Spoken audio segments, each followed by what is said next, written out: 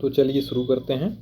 आज की इस वीडियो में घटना चक्र पूर्वावलोकन भारतीय इतिहास के अंतर्गत हम दक्षिण भारत जिसमें चोल, चालुक्य, पल्लव व संगम युग के बारे में हम पढ़ेंगे। आइए पहले प्रश्न को देखते हैं। 9वीं शताब्दी ईस्वी में निम्नलिखित में से किसके द्वारा चोल साम्राज्य की नींव डाली गई? ऑप्शन है ए कृष्ण प्रथम, बी राजराज चोल, सी विजयालय, डी परांतक। तो इसमें हमारा सही उत्तर सी होगा विजयालय। आइए इसकी व्याख्या देखते हैं। चोल साम्राज्य की स्थापना विजयालय ने की, जो आरंभ में पल्लवों का एक सामंती सरदार था। उसने 850 ईस्वी में तंजौर को अपने अधिकार में कर लिया। इस समय पल्लवों एवं पांड्यों में निरंतर संघर्ष चल रहा था। पांड्यों की निर्बल स्थिति का लाभ उठाकर विजयालय ने तंजौर पर अधिकार जमा लिया तथा वहां उसने दुर्गा देवी नाम का एक मंदिर बनवाया। विजयालय ने लगभग 871 ईस्वी तक राज किया। अगले प्रश्न को देखते हैं। निम्नलिखित में से किस मंदिर परिसर में एक भारी भरकम नंदी की मूर्ति है जिसे भारत की विशालतम नंदी मूर्ति माना जाता है? ए बृहदीश्वर मंदिर, बी लिंगराज मंदिर, सी कंदरिया महादेव मंदिर, डी लेपाक्षी मंदिर। तो इसमें हमारा सही उत्तर ए होगा बृहदेश्वर मंदिर। आइए व्याख्या देखते हैं। चोल स्थापत्य के उत्कृष्ट नमूने तंजौर के शैव मंदिर, जो राजराजेश्वर या बृहदेश्वर नाम से प्रसिद्ध हैं, का निर्माण राजराज प्रथम के काल में हुआ था। भारत के मंदिरों में सबसे बड़ा तथा लंबा यह मंदिर द्रविड़ शैली का सर्वोत्तम नमूना माना जा सकता है। विशाल प्रांगण 500 गुणे 250 के आकार का है। मंदिर के प्रवेश द्वार पर दोनों ओर 2 द्वारपाल की मूर्तियां बनी हैं। इस मंदिर के बहिर्भाग में नंदी की एकास्म विशाल मूर्ति बनी है, जिसे भारत की विशालतम नंदी मूर्ति माना जाता है। अगले प्रश्न की तरफ बढ़ते हैं।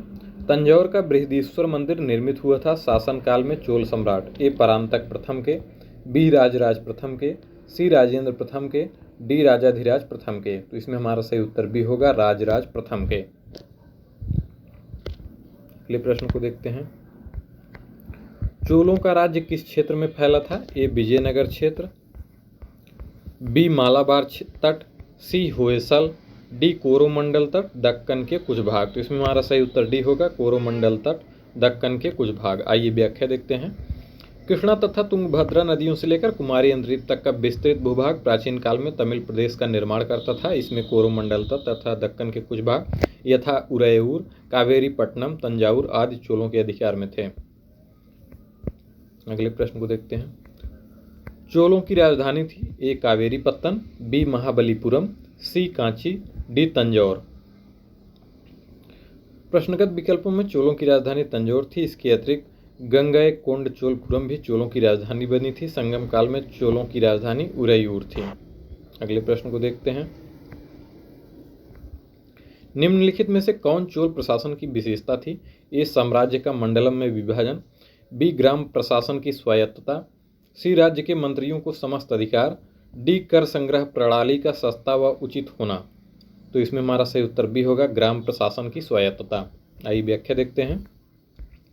चोल शासन की सबसे उल्लेखनीय विशेषता वह असाधारण शक्ति तथा क्षमता है, जो स्वायत्त शासी ग्रामीण संस्थाओं के संचालन में परिलक्षित होती है।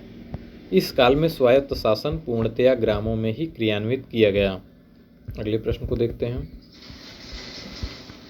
चोल काल किसके लिए प्रसिद्ध था? ए ग्राम पंचायत, बी राष्ट्रकूट राजवंश के साथ युद्ध, सी श्रीलंका के साथ व्यापार, डी तमिल संस्कृति की उन्नति, ई उपर्युक्त में से कोई नहीं या उपर्युक्त में से एक से अधिक। तो इसमें हमारा सही उत्तर ए होगा ग्राम पंचायत। अगले प्रश्न को देखते हैं। चोल युग प्रसिद्ध था निम्न के लिए? ए धार्मिक विकास, बी ग्रामीण सभाएं, सी राष्ट्रकूटों से युद्ध, डी लंका से व्यापार। तो इसमें हमारा सही उत्तर भी होगा ग्रामीण सभाएं। अगला प्रश्न देखते हैं। किस दक्षिण भारतीय राज्य में उत्तम ग्राम प्रशासन था? ए चेर, बी चालुक्य, सी चोल, डी वातापी। तो इसका सही उत्तर सी होगा चोल। अगले प्रश्न को देखते हैं। कुशल ग्रामीण प्रशासन के लिए प्रसिद्ध राजवंश था? ए चोल, बी राष्ट्रकूट, सी चालुक्य, डी पल्लव। तो इसका सही उत्तर ए होगा चोल। कौन सा मध्यकालीन भारतीय साम्राज्य व्यापक स्तर पर स्थानीय स्वशासन के लिए प्रसिद्ध था? ए चालुक्य, बी चोल, सी सोलंकी, डी परमार, ई उपर्युक्त में से कोई नहीं या उपर्युक्त में से एक से अधिक। तो इसमें हमारा सही उत्तर भी होगा चोल। अगले प्रश्न को देखते हैं। चोलों के अधीन ग्राम प्रशासन के बहुत से ब्यौरे जिन शिलालेखों में हैं वो कहाँ हैं? ए तंजावुर, बी उरैयूर, सी कांचीपुरम, डी उत्तर मेरूर। तो इसका सही उत्तर डी होगा उत्तर मेरूर। आइए व्याख्या देखते हैं। चोलों के अधीन ग्राम प्रशासन में ग्राम सभा की कार्यकारिणी समितियां की कार्यप्रणाली का विस्तृत विवरण हमें उत्तर मेरूर से प्राप्त लेखों के माध्यम से प्राप्त करते हैं। प्रत्येक ग्राम में अपनी सभा होती थी जो प्रायः केंद्रीय नियंत्रण से मुक्त होकर स्वतंत्र रूप से ग्राम शासन का संचालन करती थी। अगले प्रश्न को देखते हैं। चोल शासकों के शासनकाल में निम्नलिखित में से कौन सा वारियम उद्यान प्रशासन का कार्य देखता था? ए पोनवारियम, बी एरीवारियम, सी टोट्टवारियम, डी संवत्सर वारियम। तो इसका सही उत्तर सी होगा टोट्टवारियम। आइए व्याख्या देखते हैं। चोलकालीन गांवों की गतिविधियों की देखरेख एक कार्यकारिणी समिति करती थी जिसे वारियम कहा जाता था। उद्यान प्रशासन का कार्य देखने वाली समिति टोट्टवारियम कहा जाता था, जबकि संवत्सर वारियम को वार्षिक समिति, एरीवारियम को तालाब समिति तथा पोनवारियम को स्वर्ण समिति कहते थे। अगले प्रश्न को देखते हैं। निम्न कथनों पर विचार कीजिए। पहला, चोलों ने पांड्य तथा चेर शासकों को पराजित कर प्रायद्वीपीय भारत पर प्रारंभिक मध्यकालीन समय में अपना प्रभुत्व स्थापित किया। दूसरा, चोलों ने दक्षिण पूर्वी एशिया के शैलेंद्र साम्राज्य के विरुद्ध सैन्य चढ़ाई की तथा कुछ क्षेत्रों को जीता। उपर्युक्त कथनों में से कौन सा या कौन से सही हैं? ए केवल एक, बी केवल दो, सी एक दो दोनों, डी दोनों में से एक भी नहीं। तो इसका सही उत्तर सी होगा दोनों, एक और दो। आइए व्याख्या देखते हैं।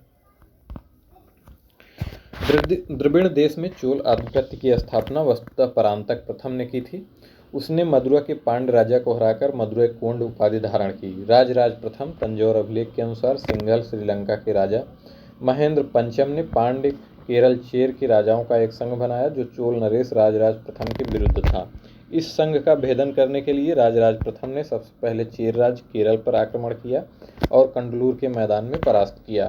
राजराज प्रथम एवं उसके पुत्र राजेंद्र प्रथम ने दक्षिणी पूर्वी एशिया के शैलेंद्र साम्राज्य के विरुद्ध सैन्य चढ़ाई की तथा कुछ क्षेत्रों को जीत लिया। इस प्रकार दोनों कथन सही हैं।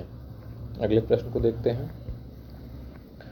चोल काल में निर्मित नटराज की कांस्य प्रतिमाओं में देवाकृति प्रायः ए अष्टभुज हैं, बी खडभुज हैं, सी चतुर्भुज हैं, डी द्विभुज हैं। तो इसका सही उत्तर सी होगा चतुर्भुज है।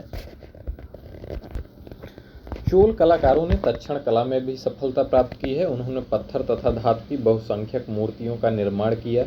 पाषाण मूर्तियों से भी अधिक धातु कांस्य मूर्तियों का निर्माण हुआ। सर्वाधिक सुंदर मूर्तियां नटराज शिव की हैं जो बड़ी संख्या में मिली हैं। इन्हें विश्व की श्रेष्ठतम प्रतिमा रचनाओं में शामिल किया जाता है। ये मूर्तियां प्रायः चतुर्भुज हैं। अगले प्रश्न को देखते हैं। निम्नलिखित में से किसको दक्षिण भारत के विशेषकर चोल युग के स्थापत्यों में विश्व में श्रेष्ठतम प्रतिमा रचना माना जाता है?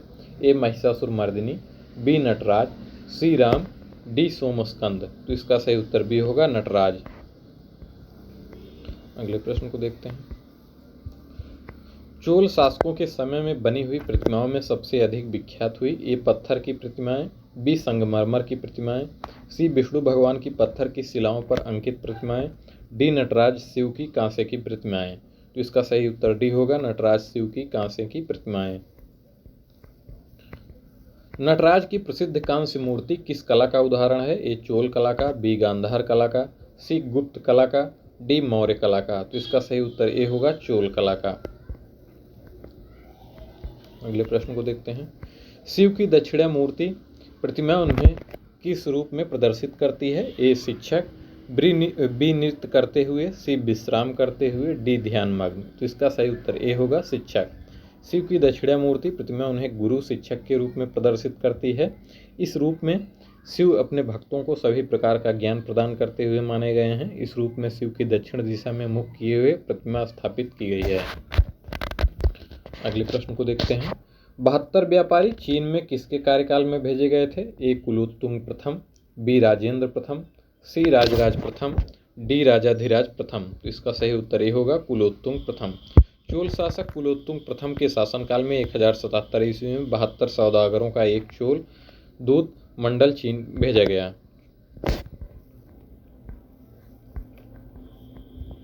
अगले प्रश्न को देखते हैं।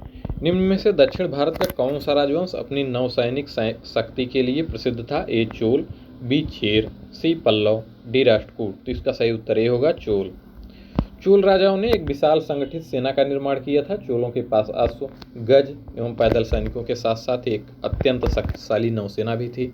इसी नौसेना की सहायता से उन्होंने श्री विजय, सिंघल, मालदीव आदि द्वीपों की विजय की थी। अगले प्रश्न को देखते हैं।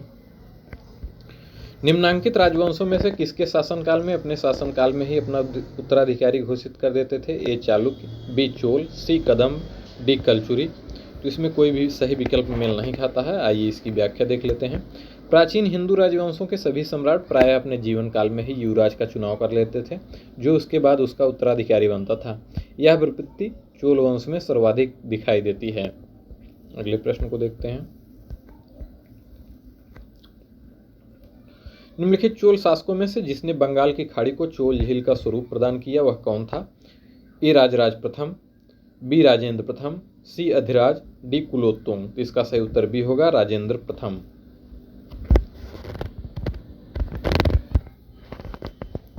राजराज प्रथम की मृत्यु के बाद उसका योग्यतम पुत्र राजेंद्र प्रथम सम्राट बना। उसने अपने पिता की साम्राज्यवादी नीति को आगे बढ़ाया। राजेंद्र प्रथम का काल चोल शक्ति का चरमोत्कर्ष काल था। राजेंद्र प्रथम के बारे में कहा गया है कि उसने बंगाल की खाड़ी को चोल झील का स्वरूप प्रदान कर दिया था।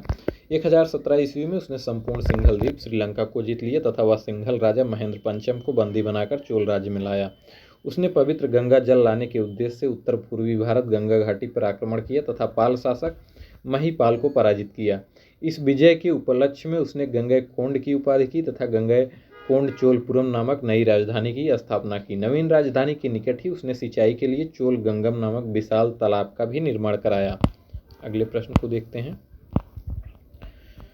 गंगैकोंड चोलपुरम की स्थापना किसने की थी? ए राजराज प्रथम, बी राजाधिराज, सी राजेंद्र प्रथम, डी विजयादित्य। तो इसका सही उत्तर सी होगा राजेंद्र प्रथम।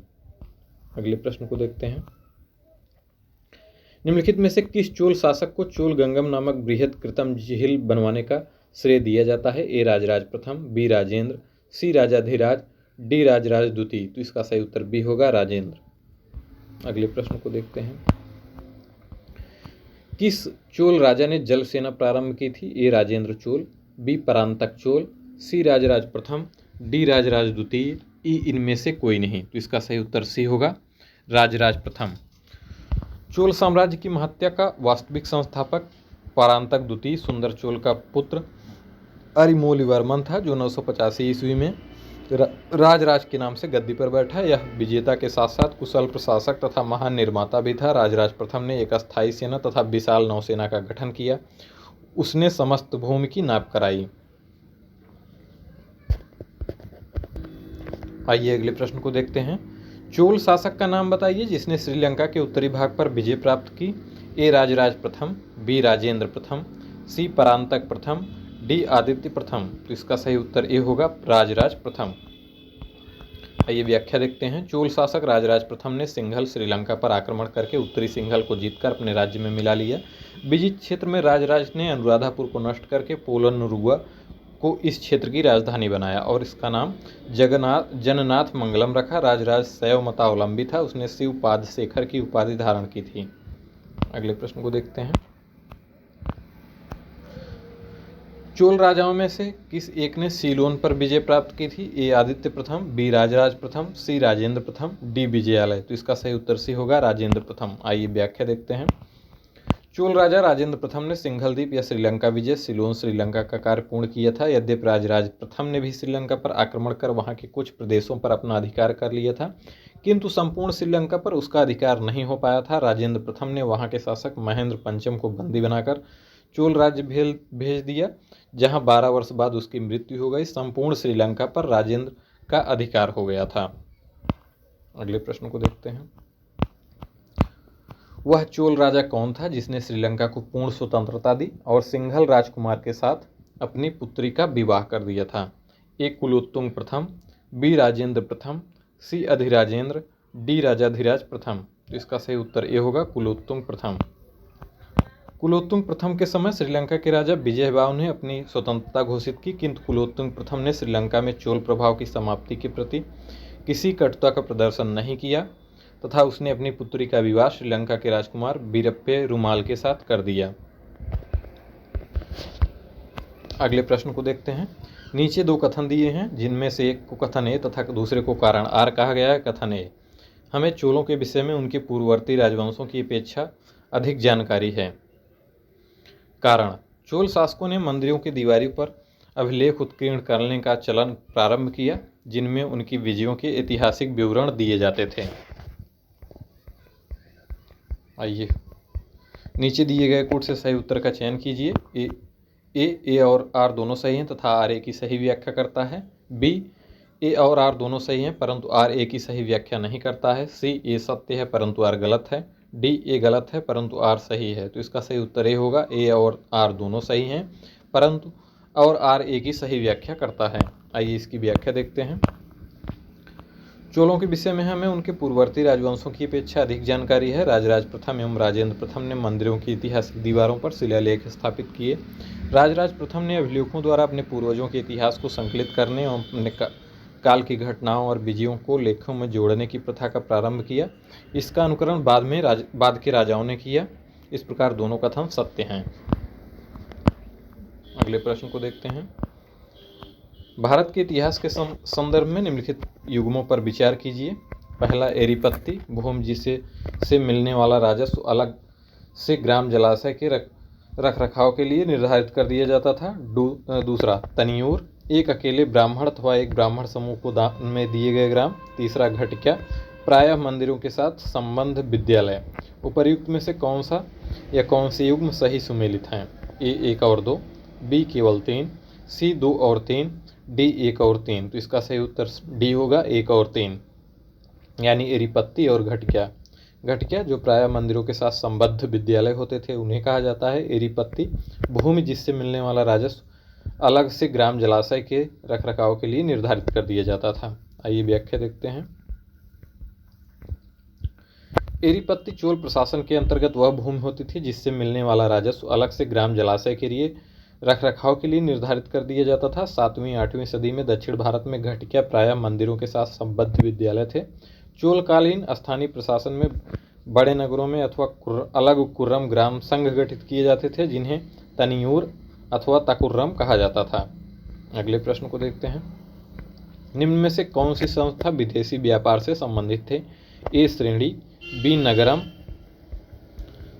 सी नानदेशी, डी मणिग्राम। तो इसमें सही उत्तर सी और डी दोनों हैं, नानादेशी और मणिग्राम।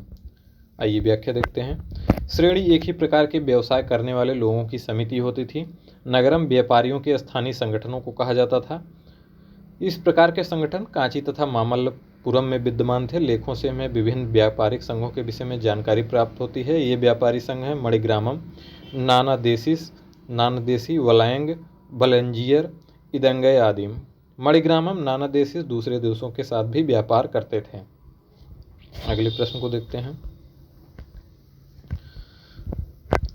प्राचीन भारत का निम्नलिखित में से कौन सा महत्वपूर्ण व्यापार केंद्र उस व्यापार मार्ग पर था जो कल्याण को वेगी से जोड़ता था? ए तगर, बी श्रीपुर, सी त्रिपुरी, डी ताम्रलिप्ति। तो इसका सही उत्तर ए होगा, तगर। तगर प्राचीन भारत का एक महत्वपूर्ण व्यापारिक केंद्र था। यह कल्याण तथा वेंगी के मध्य स्थित था। अगले प्रश्न को देखते हैं। चालुक्य वंश का सबसे महान शासक कौन था? ए विक्रमादित्य, बी मंगलेश, सी पुलकेशिन द्वितीय, डी पुलकेशिन प्रथम। तो इसका सही उत्तर सी होगा, पुलकेशिन द्वितीय। पुलकेशिन द्वितीय चालुक्य वंश के शासकों में सर्वाधिक योग्य तथा शक्तिशाली था। उसने 610 ईस्वी से 642 ईस्वी तक शासन किया। उसकी उपलब्धियों का विवरण हमें ऐहोल अभिलेख से प्राप्त होता है। अगले प्रश्न को देखते हैं।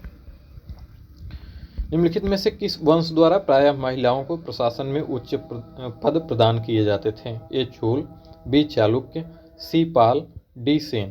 तो इसका सही उत्तर बी होगा, चालुक्य। चालुक्यों के शासनकाल में प्रायः महिलाओं को उच्च पदों पर नियुक्त किया जाता था। विजयादित्य प्रथम के भाई चंद्रदत्त की रानी विजय भट्टारके ने अपने नाम से 2 ताम्रपत्र लिखवाए थे। वह एक अच्छी कवयित्री भी थी। विजयादित्य ने अपनी छोटी बहन कुमकुम देवी के कहने पर एक विद्वान ब्राह्मण को एक गांव में दान में दिया था।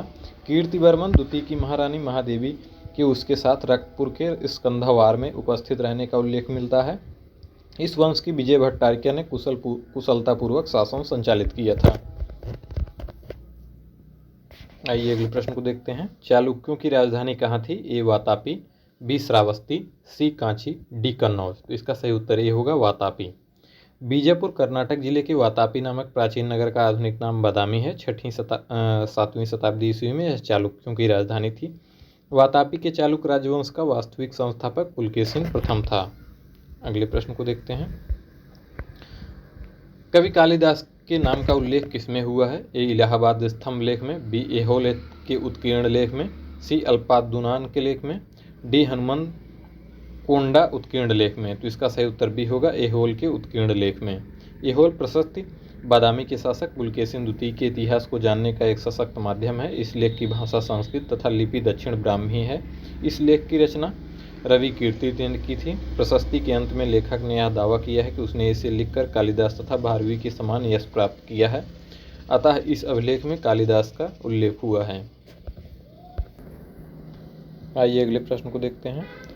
संस्कृत के कवि और नाटककार कालिदास का उल्लेख हुआ है। ए पुलकेशिन द्वितीय के ऐहोल अभिलेख में, बी मिहिर भोज के ग्वालियर अभिलेख में, सी कुमारगुप्त प्रथम के करमदंडा शिवलिंग अभिलेख में, डी चंद्रगुप्त द्वितीय के मथुरा स्तंभ लेख में। तो इसका सही उत्तर ये होगा पुलकेशिन द्वितीय के ऐहोल अभिलेख में। अगले प्रश्न को देखते हैं। किस शासक ने सिंघल द्वीप के विरुद्ध 642 ईस्वी में 2 समुद्री अभियान भेजा था? ए राजाराम, बी नरसिंह वर्मन प्रथम, सी कीर्तिवर्मन प्रथम, डी जयसिंह प्रथम। तो इसका सही उत्तर बी होगा नरसिंह वर्मन प्रथम। नरसिंह वर्मन प्रथम पल्लव वंशी शासक था। 642 ईस्वी में चालुक्यों के विरुद्ध युद्ध में नरसिंह वर्मन को लंका के एक राजकुमार मानवर्मा से सहायता मिली थी, अतः उसने मानवर्मा को पुनः सिंघल की गद्दी दिलाने के लिए शक्तिशाली नौसेना को 2 बार उसकी सहायता हेतु सिंघल द्वीप भेजा था। अगला प्रश्न। प्राचीन संस्कृत ग्रंथों में प्राप्य यवन प्रिय शब्द द्योतक था। एक प्रकार के उत्कृष्ट भारतीय मलमल का, बी हाथी दांत का, सी नृत्य के लिए यवन राज्य सभा में भेजी जाने वाले नर्तकियों का, डी काली मिर्च का। तो इसका सही उत्तर डी होगा काली मिर्च का। भारतीय काली मिर्च यूनानियों एवं रोमवासियों को बहुत प्रिय थी, इसलिए प्राचीन संस्कृत ग्रंथों में इसे यवन प्रिय कहा गया है। इसकी यूनान एवं रोम में बहुत अधिक मांग थी। अगले प्रश्न को देखते हैं। तोलकाप्पियम ग्रंथ संबंधित है। ए प्रशासन से, बी विधि से, सी व्याकरण और काव्य से, डी उपर्युक्त सभी से। तो इसका सही उत्तर सी होगा व्याकरण और काव्य से। तोलाक्कापियम के प्रणायकर्ता तोलाक्कापियर ऋषि अगस्त्य के 12 योग्य शिष्यों में से एक थे। यह एक तमिल व्याकरण ग्रंथ है। इसकी रचना सूत्र शैली में की गई है। अगले प्रश्न को देखते हैं। संगम साहित्य में तोलाक्कापियम एक ग्रंथ है। ए तमिल कविता का, बी तमिल व्याकरण का, सी तमिल वास्तुशास्त्र का, डी तमिल राजशास्त्र का। तो इसका सही उत्तर भी होगा तमिल व्याकरण का। अगले प्रश्न को देखते हैं। शिलप्पाधिकारम का लेखक था। ए इलंगो, बी परडर, सी करिकाल, डी विष्णु स्वामीन। तो इसका सही उत्तर ए होगा इलंगो। शिलप्पाधिकारम का लेखक इलंगो अडिगल था। यह संगम साहित्य का महत्वपूर्ण महाकाव्य है। इसका लेखक चोल नरेश करिकाल का पौत्र था। अगले प्रश्न को देखते हैं। सूची 1 के पदों को सूची 2 के पदों के साथ सम्मिलित कीजिए तथा सूचियों के नीचे दिए गए कूटों से सही उत्तर चुनिए। सूची 1 में तिरुकुरल, पहला प्रेम कथा, बी तुलाक्कापियम दूसरा दर्शन, सी शिलप्पाधिकारम वणिक कथा, डी मणिमेखला व्याकरण। तो इसमें हमारा मिलान होगा डी 2 4 1 3। आइए इसकी व्याख्या देख लेते हैं। तिरुकुरल दर्शन से संबंधित है, तोलाक्कापियम व्याकरण से संबंधित है, शिलप्पाधिकारम प्रेम कथा है, मणिमेखला वणिक कथा है। अगले प्रश्न को देखते हैं। शैव संतों के लेखन के संग्रह को 5वां वेद भी समझा जाता है। उपर्युक्त संग्रह का क्या नाम है? ए तोलकाप्पियम, बी शिल्पदकारण, सी मणिमेखला, डी तिरुमुराय। तो इसका सही उत्तर डी होगा तिरुमुराय। शैव संतों के लेखन के संग्रह तिरुमुराय को 5वां वेद भी समझा जाता है। तिरुमुराय तमिल भाषा में शिव की स्तुति में 6वीं से 11वीं शताब्दी तक तमिलनाडु के विभिन्न कवियों द्वारा गीतों या भजनों का 12 खंड का संकलन है। वेदों तथा शैव आगमों के साथ तिरुमुराय तमिलनाडु में शैव सिद्धांत दर्शन का आधार है। अगले प्रश्न को देखते हैं। ईसा की प्रारंभिक शताब्दियों में भारत तथा रोम के बीच घनिष्ठ व्यापारिक संबंधों की सूचना किस पुरास्थल की खुदाई से प्राप्त होती है? ए मदुरै, बी ताम्रलिप्ति, सी तोंडी, डी अरिकामेडु। तो इसका सही उत्तर डी होगा, अरिकामेडु। आइए व्याख्या देखते हैं। अरिकामेडु पूर्वी तट पर पांडिचेरी से 3 किलोमीटर दक्षिण में उष्णकटिबंधीय कोरोमंडल तट पर स्थित है। पेरिप्लस में इसे पोडुकी कहा गया है। यहाँ ईसा की प्रारंभिक शताब्दियों में रोमन बस्ती की अवस्थिति मानी जाती है। यहाँ से प्राप्त अवशेषों में कई रोमन वस्तुएं प्राप्त हुई हैं, जिनमें शराब के 2 हत्थे युक्त कलश, रोमन लैंप, रोमन प्याला आदि प्रमुख हैं। यहाँ से न केवल भारतीय माल यथा मड़ियाँ, मोती, मलमल, सुगंधित पदार्थ, इत्र, मसाले और रेशम लादा जाता था, अपितु रोमवासियों की रुचि एवं नमूनों के अनुसार भी माल निर्माण कर रोम भेजा जाता था। अगले प्रश्न को देखते हैं। पूर्वी भारत में प्रमुख भारतीय रोमन व्यापारिक स्थान था। ए राजगीर, बी अरिकामेडु, सी भाग्रपीर, डी तामलुक। तो इसका सही उत्तर बी होगा, अरिकामेडु। अगले प्रश्न को देखते हैं। निम्नलिखित में से कौन सा बंदरगाह पोडुके नाम से दी पेरिप्लस ऑफ द एरिथ्रियन सी के लेखक को ज्ञात था? ए अरिकामेडु, बी ताम्रलिप्ति, सी कोरके, डी बारबेरिकम। तो इसका सही उत्तर ए होगा, अरिकामेडु। अगले प्रश्न को देखते हैं। रोमन बस्ती कहाँ से प्राप्त हुई है? ए कालीबंगा, बी अरिकामेडु, सी रंगपुर, डी सतारा। तो इसका सही उत्तर बी होगा, अरिकामेडु। अगले प्रश्न को देखते हैं। एम्फोरा जार होता है एक, ए छिद्रयुक्त जार, बी लंबा एवं दोनों तरफ हत्थेदार जार, सी चित्रित धूसर जार, डी काला एवं लाल मिट्टी का जार। तो इसका सही उत्तर बी होगा, लंबा एवं दोनों तरफ हत्थेदार जार।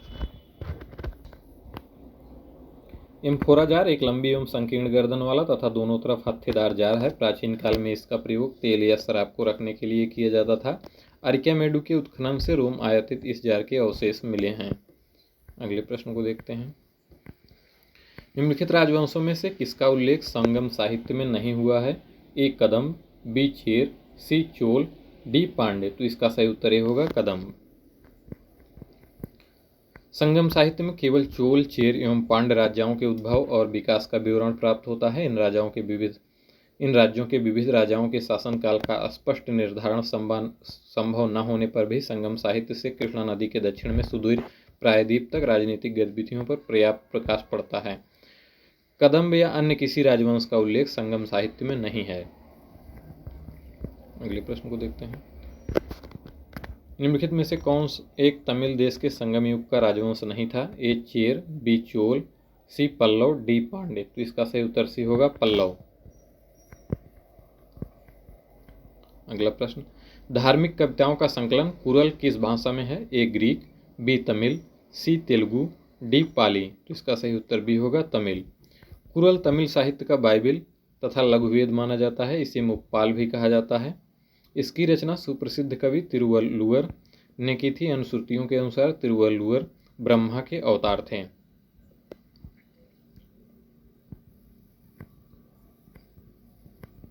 अगला प्रश्न। निम्नलिखित तमिल ग्रंथों में से किसे लघुवेद की संज्ञा दी गई है? A Nandi Kalambakam, B Kalinga Tupan, B Periyam Puranam, D Kural. तो इसका सही उत्तर डी होगा, कुरल। अगला प्रश्न। निम्नलिखित में से कौन तमिल रामायणम या रामावतारम का लेखक था? ए कंबन, बी कुट्टन, सी नन्नय, डी टिक्कण। तो इसका सही उत्तर होगा, कंबन। कंबन ने 12वीं शती ईस्वी में तमिल रामायणम या रामावतारम की रचना तमिल भाषा में की थी। अगले प्रश्न को देखते हैं। मध्यकालीन भारत के सांस्कृतिक इतिहास के संदर्भ में निम्नलिखित कथनों पर विचार कीजिए। पहला, तमिल क्षेत्र के सिद्ध सित्तर एकेश्वरवादी थे तथा मूर्ति पूजा की निंदा करते थे। दूसरा, कन्नड़ क्षेत्र के लिंगायत पुनर्जन्म के सिद्धांत पर प्रश्न चिन्ह लगाते थे तथा जाति अधिक्रम को अस्वीकार करते थे। उपर्युक्त कथनों में से कौन सा या कौन से सही हैं? ए केवल एक, बी केवल दो, सी एक और दो दोनों, डी ना तो एक ना ही दो। तो इसका सही उत्तर सी होगा, एक और दो दोनों। आइए व्याख्या देखते हैं। तमिल क्षेत्र के सिद्ध सित्तर एकेश्वरवादी थे तथा मूर्ति पूजा की निंदा करते थे। लिंगायतों ने जात की अवधारणा तथा कुछ समुदायों के दूषित होने की ब्राह्मणी अवधारणा का विरोध किया। इनका विश्वास था कि मरणोपरांत भक्त शिव में लीन हो जाएंगे तथा इस संसार में पुनः नहीं लौटेंगे। इन्होंने पुनर्जन्म के सिद्धांत को नकार दिया था। अगले प्रश्न को देखते हैं। सूची 1 को सूची 2 से मिलान करना है। गुप्त, तो गुप्त वंश से संबंधित मंदिर देवगढ़ हो जाएगा। चंदेल, चंदेल में हमारा खजुराहो हो जाएगा। चालुक्य, चालुक्य से संबंधित बादामी हो जाएगा। पल्लव का संबंध पनमैले से हो जाएगा। आइए व्याख्या देख लेते हैं। गुप्त देवगढ़, चंदेल खजुराहो, चालुक्य बादामी, पल्लव पनमैले। उत्तर प्रदेश के ललितपुर प्राचीन झांसी जिले में देवगढ़ नामक स्थान पर गुप्तकालीन दशावतार मंदिर स्थित है। खजुराहो छतरपुर एमपी में। चंदेल शासकों की कला के इतिहास का प्रसिद्ध उदाहरण आज भी विद्यमान है।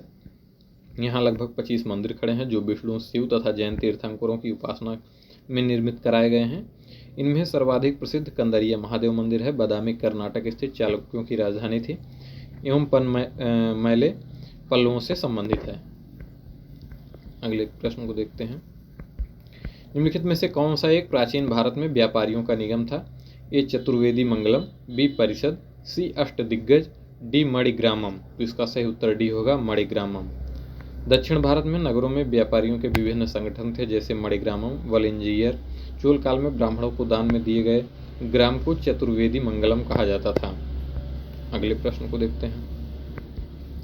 दक्षिण भारत का प्रसिद्ध तकोलम का युद्ध हुआ था। ए चोल एवं उत्तर चालुक्यों के मध्य, बी चोल एवं राष्ट्रकूटों के मध्य, सी चोल एवं होयसल के मध्य, डी चोल एवं पांड्यों के मध्य। तो इसका सही उत्तर बी होगा, चोल एवं राष्ट्रकूटों के मध्य। चोल शासक परांतक प्रथम के अंतिम दिनों में राष्ट्रकूट शासक कृष्णा तृतीय ने पश्चिम गंगोबुत्तुक द्वितीय की सहायता से तकोलम के युद्ध में चोलों को परास्त किया और तंजौर पर अधिकार कर लिया। कृष्ण तृतीय ने इस उपलक्ष्य में तंजय कोंड की उपाधि धारण की थी।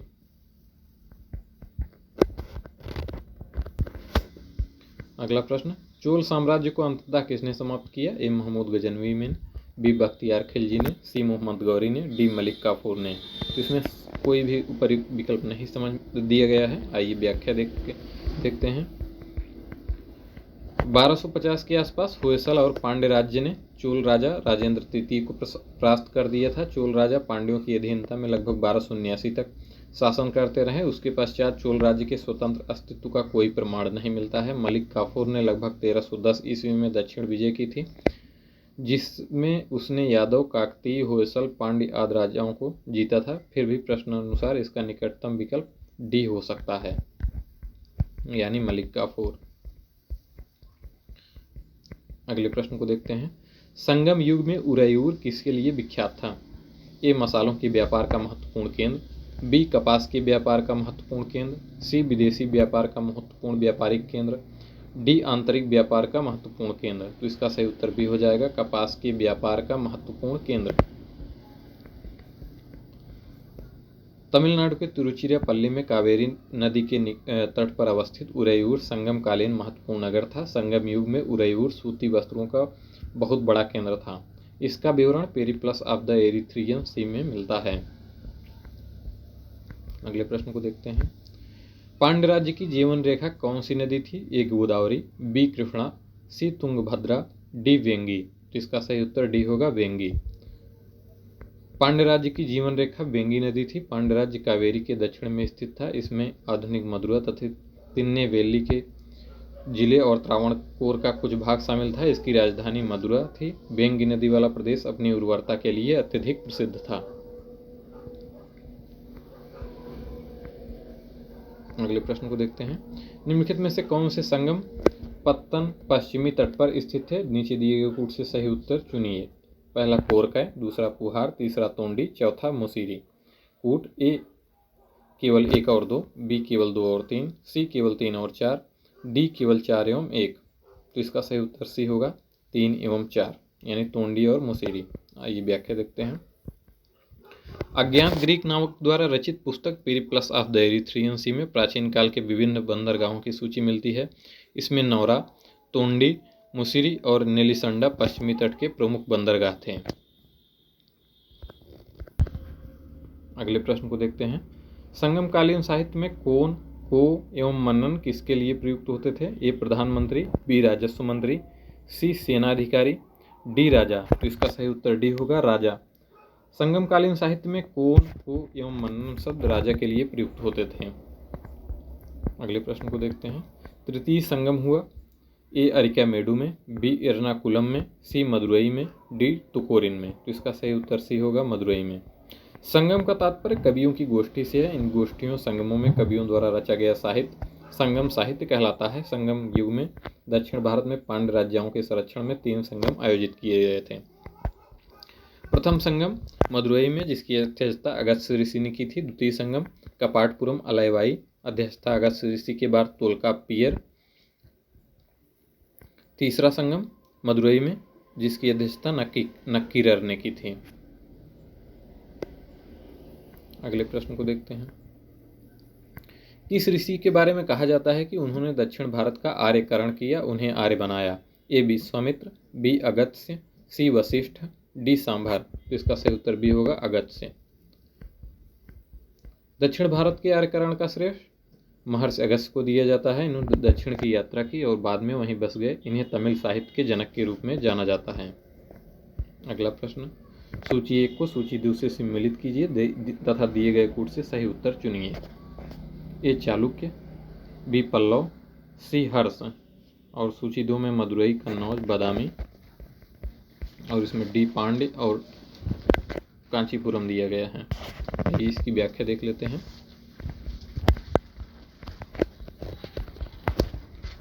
चालुक्यों की राजधानी बादामी थी। पुलकेशिन द्वितीय बादामी के चालुक्यों का सबसे प्रतापी राजा था। रवि की कीर्ति द्वारा रचित एहोल प्रस्तुति से पुलकेशिन द्वितीय का विस्तृत इतिहास ज्ञात होता है। पल्लवों की राजधानी कांचीपुरम थी।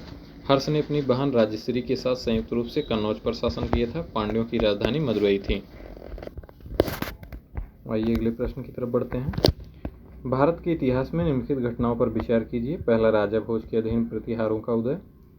दूसरा, महेंद्र वर्मन प्रथम के अधीन पल्लव सत्ता की स्थापना। तीसरा, परांतक प्रथम द्वारा चोल सत्ता की स्थापना। चौथा, गोपाल द्वारा पाल राजवंश की स्थापना। उपर्युक्त घटनाओं का प्राचीन काल से आरंभ कर सही कालानुक्रम क्या है? ए 2-1-4-3, बी 3-1-4-2, सी 2-4-1-3, डी 3-4-1-2। तो इसका सही उत्तर सी होगा, 2-4-1-3। आइए व्याख्या देखते हैं। घटनाओं का सही कालक्रम। महेंद्र वर्मन प्रथम के अधीन पल्लव सत्ता की स्थापना 600 से 630 ईस्वी। गोपाल द्वारा पाल राजवंश की संस्थापना 750 से 770 ईस्वी। राजा भोज के अधीन प्रतिहारों का उदय 836 से 885 ईस्वी एवं परांतक प्रथम द्वारा चोल सत्ता की स्थापना 907 से 953 ईस्वी। प्रतिहारों का उदय मिहिर भोज 836 से 885 ईस्वी के अधीन हुआ, जिसे भोज प्रथम भी कहा जाता है। अगले प्रश्न को देखते हैं। निम्नलिखित में से कौन सी जोड़ी 6वीं से 12वीं शताब्दी तक दक्षिण भारत का राज्य एवं उसकी राजधानी सुमेलित नहीं है? ए पल्लव कांचीपुरम, बी पांड्य मदुरै, सी चेर पुदुचेरी, डी चोल तंजौर, ई होयसल द्वार समुद्र। तो इसका सही उत्तर सी होगा, चेर पुदुचेरी। सही उत्तर हमारा सी होगा, चेर पुदुचेरी। चेर आधुनिक केरल प्रांत में स्थित था, जिसे अंतर्गत त्रावणकोर, कोचीन तथा मालाबार का कुछ भाग सम्मिलित था। चेर राज्य की राजधानी वांची अथवा वांची थी, जबकि अन्य विकल्प सही सुमेलित हैं। आइए अगले प्रश्न को देखते हैं। निम्नलिखित पल्लव शासकों का नाम उनके राज्यकाल को दृष्टिगत रखते हुए सही कालानुक्रमानुसार व्यवस्थित कीजिए और नीचे दिए गए कूट से सही उत्तर चुनिए। पहला, परमेश्वर वर्मन प्रथम। दूसरा, नरसिंह वर्मन प्रथम। तीसरा, नंदी वर्मन द्वितीय।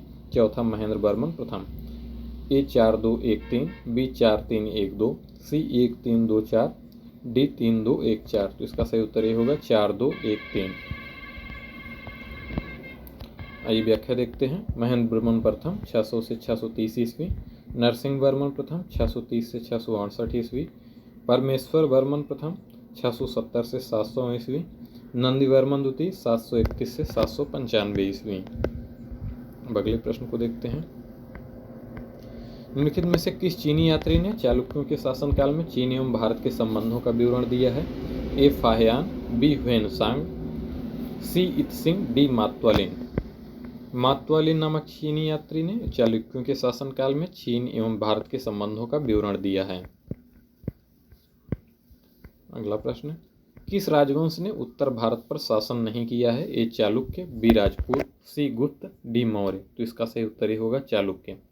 दिए गए विकल्पों में चालुक्य वंश ने उत्तर भारत पर शासन नहीं किया। इसका शासन मुख्यतः दक्कन एवं दक्षिण भारत में केंद्रित था। राजधानी बादामी यानी वातापी। पुलकेशिन द्वितीय बादामी के चालुक्य वंश का सर्वप्रथम शासक था, जिसने हर्षवर्धन को संभवतः पराजित किया। इसके अतिरिक्त चालुक्यों की कुछ छोटी शाखाएं भी थी, जिसमें सबसे महत्वपूर्ण कल्याणी के चालुक्य थे। अगले प्रश्न को देखते हैं। निम्नलिखित में से किस राजा ने अपने मंत्रियों को पशुओं पर क्रूरता पर प्रतिबंध लगाने के लिए काशी क्षेत्र भेजा था? ए चालुक्य राजा सिद्धराज सिंह जयसिंह, बी चालुक्य राजा कुमारपाल, सी चोल राजा कुलोत्तुंग प्रथम, डी कश्मीरी राजा जयसिंह। तो इसका सही उत्तर भी होगा चालुक्य राजा कुमारपाल। चालुक्य शासक कुमारपाल ने अपने राज्य में पशुवध पर प्रतिबंध लगा दिया था। वह जैन मतानुयायी था। उसने पशुओं की प्रति क्रूरता को रोकने के लिए काशी क्षेत्र में भी अपने मंत्रियों को भेजा था। अगला प्रश्न, कदंब राजाओं की राजधानी थी? ए तंजौर, बी वनवासी, सी कांची, डी बदामी। तो इसका सही उत्तर भी होगा वनवासी। कदंब राजाओं की राजधानी वनवासी थी। इस राजवंश कदंब की स्थापना मयूर शर्मन ने की थी। कदंब राजा को पुलकेशिन द्वितीय ने अपने राज्य में मिला लिया था। तंजौर चोलों की, कांची पल्लवों की एवं बादामी चालुक्यों की राजधानी थी। निम्नलिखित में से कौन सा एक काकतीय राज्य में अति महत्वपूर्ण समुद्र पत्तन था? ए काकीनाडा, बी मोटुपल्ली, सी मछलीपट्टनम, डी नेल्लूरू। तो इसका सही उत्तर भी होगा मोटुपल्ली। मोटुपल्ली काकतीय राज्य में एक अति महत्वपूर्ण समुद्र पत्तन था। यह समुद्र पत्तन वर्तमान में आंध्र प्रदेश के कृष्णा जिले में स्थित है। इटली यात्री मार्को पोलो ने इस स्थान का दौरा किया था। मार्को पोलो ने काकतीय राजाओं के शासनकाल के दौरान आंध्र प्रदेश की समृद्धि और गुण के बारे में उल्लेख किया है। 13वीं शताब्दी के मध्य के गणपत राजाओं द्वारा जारी मोटुपल्ली शिलालेख से ज्ञात होता है कि इस पत्तन से कपूर, गुलाब जल, हाथी दांत, मोती, मूंगा, रेशम, काली मिर्च आदि वस्तुओं का आयात निर्यात किया जाता था। अगला प्रश्न, दक्षिण भारत के किस वंश के राजा ने रोम राज्य में एक दूत 26 ईसा पूर्व भेजा था? ए चोल, बी चेर, सी पांड्य, डी चालुक्य। तो इसका सही उत्तर सी होगा पांड्य। दक्षिण भारत के पांड्य वंश के राजा ने रोम राज्य में एक दूत 26 ईसा पूर्व भेजा था। पांड्य वंश के शासकों ने भारत के दक्षिणी हिस्से में पर शासन किया। इसकी राजधानी मदुरई थी। अगले प्रश्न को देखते हैं। मीनाक्षी मंदिर स्थित है? ए मदुरई में, बी पुदुकोट्टे में, सी श्रीरंगम में, डी तंजावुर में। तो इसका सही उत्तर ये होगा मदुरई में। मीनाक्षी मंदिर मदुरई में स्थित है। मदुरई पांड्यों की राजधानी थी। संगम काल में प्रथम एवं तृतीय संगम यहीं आयोजित किए गए थे, जिनकी अध्यक्षता क्रमशः आचार्य अगस्त एवं नक्कीरर ने की थी। मीनाक्षी मंदिर यहाँ अवस्थित है। ए चेन्नई, बी कोलकाता, सी मदुरई, डी महाबलीपुरम। तो इसका सही उत्तर सी होगा मदुरई। सुमेलित कीजिए। मीनाक्षी मंदिर तिरुमाला आंध्र प्रदेश, वेंकटेश्वर मंदिर मदुरई बालाजी विश्वनाथ, सी महाकाल मंदिर हावड़ा पश्चिम बंगाल, डी बेलूर मठ उज्जैन। तो इसमें हमारा सुमेलन बी होगा 2, 1, 4, 3। मीनाक्षी मंदिर मदुरई बालाजी विश्वनाथ, वेंकटेश्वर मंदिर तिरुमाला आंध्र प्रदेश, महाकाल मंदिर उज्जैन, बेलूर मठ हावड़ा पश्चिम बंगाल। आइए व्याख्या देखते हैं। मीनाक्षी मंदिर का निर्माण पांड्यों ने अपनी राजधानी मदुरई में करवाया था।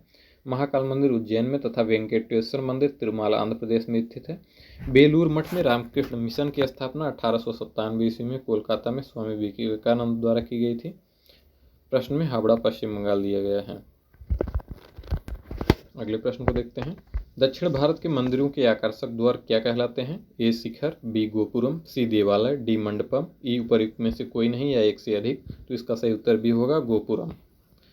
दक्षिण के मंदिरों के आकर्षण द्वार को गोपुरम कहते हैं। पांड्यों चोलों के राज्यकाल में द्रविड़ शैली पनपती रही। पांड्य काल में मंदिर छोटे होते थे, किंतु उनके प्रांगण के चारों ओर अनेक प्राचीर बनाए जाते थे। इनके प्रवेश द्वार, जिन्हें गोपुरम कहा जाता था, भव्य, विशाल और प्रचुर मात्रा में शिल्पकारिता से अलंकृत होते थे। चोलकालीन वास्तुकला की विशेषता मंदिर नहीं अपितु गोपुरम है। तो आज के वीडियो में बस इतना ही।